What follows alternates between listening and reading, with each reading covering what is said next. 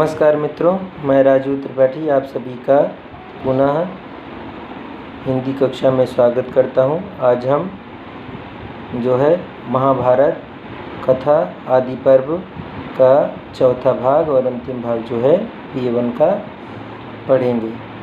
तो चलो शुरू करते हैं बच्चों। हमारा टॉपिक पहला है बच्चों वारणाव्रत का त्याग एवं बकासुर वध।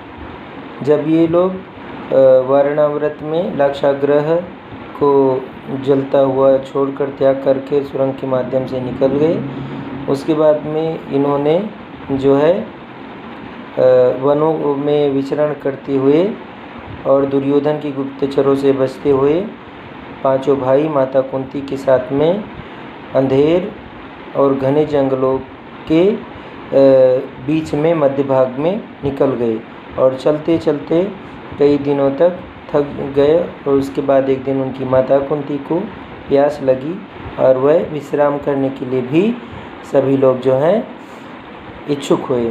फिर भीम वहाँ पर एक पेड़ पर चढ़कर देखते हैं और कहीं उनको जो है जलाशय दिखाई पड़ता है और वहाँ से जाके पानी लाते हैं और माता को पिलाते हैं और भाई सभी लोग पीते हैं। उसके बाद में वह वहाँ पर ही रात्रि विश्राम करते हैं। दूसरे दिन की यात्रा करते करते वह जो है जंगल को पार करके एक चक्रा नामक नगरी में जा पहुँचते हैं और वह ब्रह्मचारी ब्राह्मण का भेष धरकर पांचों पांडव माता कुंती के साथ में वहाँ पर एक ब्राह्मण के घर में शरण लेते हैं और वहाँ पर जो है सभी घरों में भिक्षा मांगकर अपना पोषण करते हैं और अपने माता कुंती अपने बच्चों पांचों पांडवों का जो है वहाँ पर ही रहकर उनके साथ में जीवन व्यतीत करती हैं। दिन बीतता चला जाता है। एक दिन अनायास जो है ब्राह्मण के घर में रोने पीटने की आवाज़ होती है तो कुंती वहाँ पर जाती हैं। तब उन्हें पता चलता है कि ब्राह्मण जो है आज जो है एक बलि के रूप में बनकर बकासुर नामक राक्षस के लिए भोजन बनकर जा रहा है। उसकी पत्नी कहती है आप मत जाइए, मुझे जाने दीजिए, आप रहेंगे तो अपने बच्चों का ख्याल रख सकेंगे, नहीं तो ये अनाथ हो जाएंगे। लेकिन उसका पति जो ब्राह्मण है वह उनकी बातें नहीं सुनता है। तब उसके बाद उसकी पुत्री कहती है कि मुझे जाने दीजिए, आप दोनों रहेंगे तो हमारे छोटे भाई का ख्याल रख सकेंगे। तो उसकी बात को उसका छोटा भाई काटता है, कहता है नहीं, आप जो है हमारी बड़ी बहन है और बहन की रक्षा करना भाई का कर्तव्य होता है और माता पिता का आज्ञा मानना भी जो है पुत्र का कर्तव्य होता है, इसलिए मुझे जो है बकासुर का भोजन बनने के लिए जाने दीजिए। तो उस समय एक ऐसी स्थिति थी बच्चों की, लोग अपना बलिदान अपने परिवार के लिए करने के लिए भी तत्पर रहते हैं। आज के समय में तो सभी लोग अपने स्वार्थ सिद्ध में ही लिप्त रहते हैं बच्चों। ऐसी द्वापर युग में ऐसे लोग भी हुआ करते थे। लेकिन उसी बीच में जब कुंती पहुंचती हैं, उनकी बातें सुनती हैं, तो जो है वो ब्राह्मण उनको बताता है कि यहाँ का जो राजा है वह बहुत ही आलसी है और जो है वह राक्षस से डरता है, इसलिए अपने महलों में ही चुपचाप पड़ा रहता है और यह जुल्म जो हो रहा है वह इस पर ध्यान नहीं देता है। इसलिए गांव वालों ने जो है इस नगर वालों ने एक चक्रा नगर के लोगों ने जो है राक्षस बकासुर से एक संधि कर ली है कि उसके लिए प्रतिदिन एक मानव तथा एक छकड़ा भोजन अर्थात एक बैलगाड़ी भोजन उसके पास पहुंचा देंगे। इस वजह से जो वह नगरी पर आक्रमण नहीं करता और लोगों को मारता और खाता नहीं है। तो आज के दिन जो है हमारी परिवार की बारी है कि एक व्यक्ति को जो है अपने जीवन का बलिदान देना है।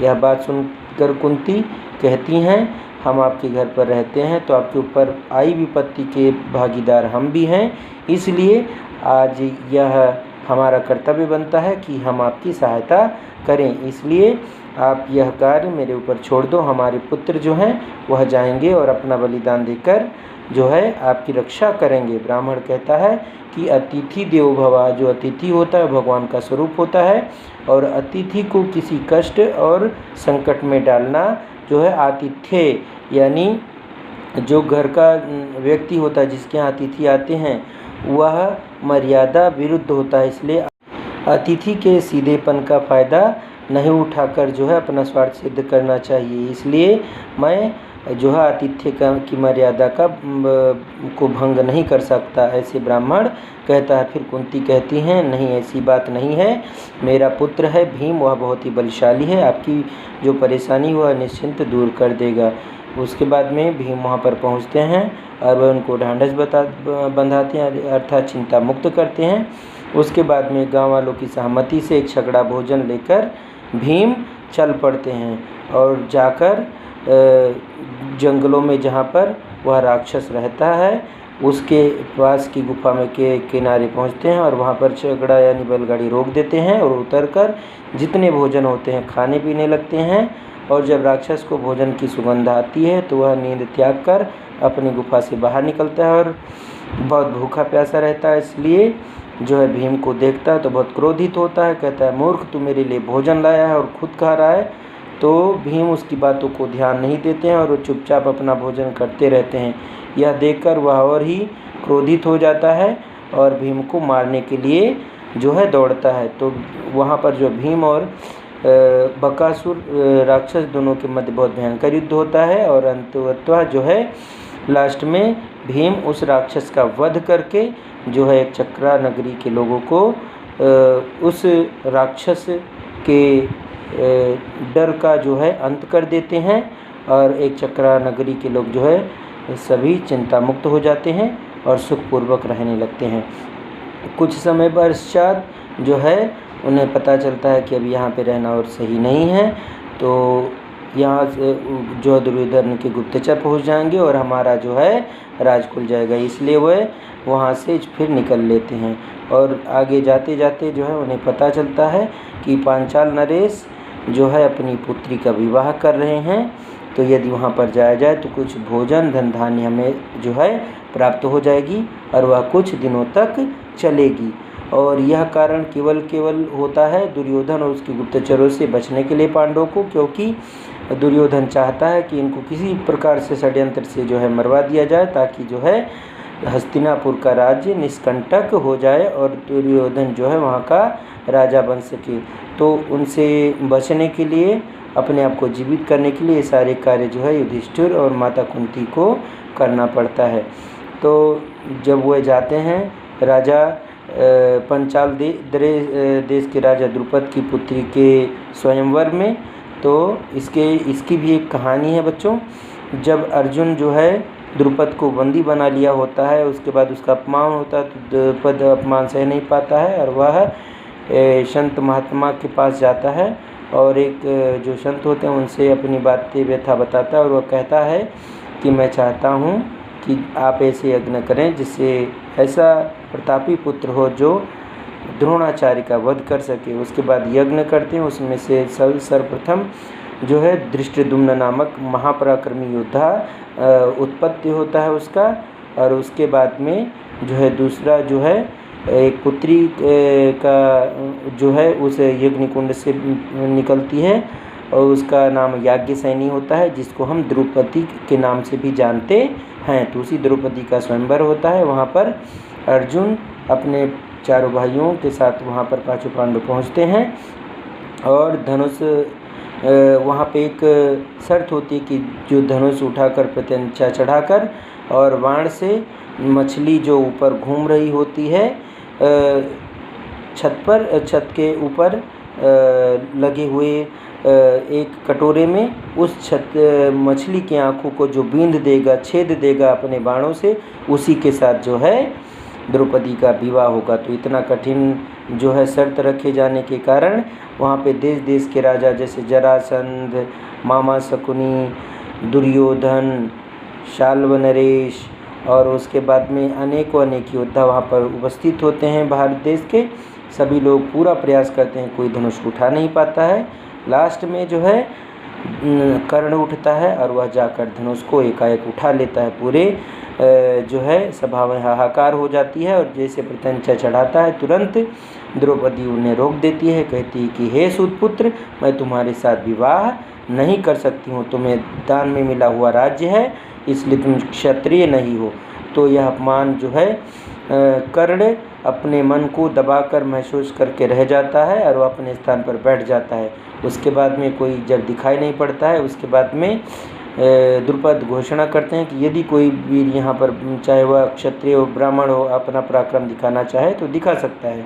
तो फिर जो है अर्जुन आगे आते हैं, वह ब्राह्मण वेश में रहते हैं इसलिए कोई पहचान नहीं पाता है, और वह द्रुपद को प्रणाम करके धनुष को उठा लेते हैं और पूरे सभा में हाहाकार मच जाता है। और देखते देखते प्रत्यंचा चढ़ाकर और जो है तीर इसका अनुसंधान करके और मछली की आंखों को बींध देते हैं। इस प्रकार से जो है स्वयंवर जीतकर जो है द्रौपदी को जीतकर अर्जुन, और जब अर्जुन स्वयंवर जीत लेते तो वहाँ पे जितने क्षत्रिय होते हैं वह ब्राह्मणों का विरोध करते हैं और उनका आपस में जो है आमने सामने आ जाते हैं। फिर भगवान कृष्ण जो है उन दोनों को अलग अलग करवाते हैं और झगड़ा जो है मारपीट वो सब वहाँ पे रोकते हैं, जो युद्ध है रोकते हैं। आज कल के ज़माने में मारपीट कहते हैं, वो जो है युद्ध टाइप होता था तो उसको रोकते। उसके बाद में ये पांचों पांडव जो है कुंती के द्रौपदी के साथ में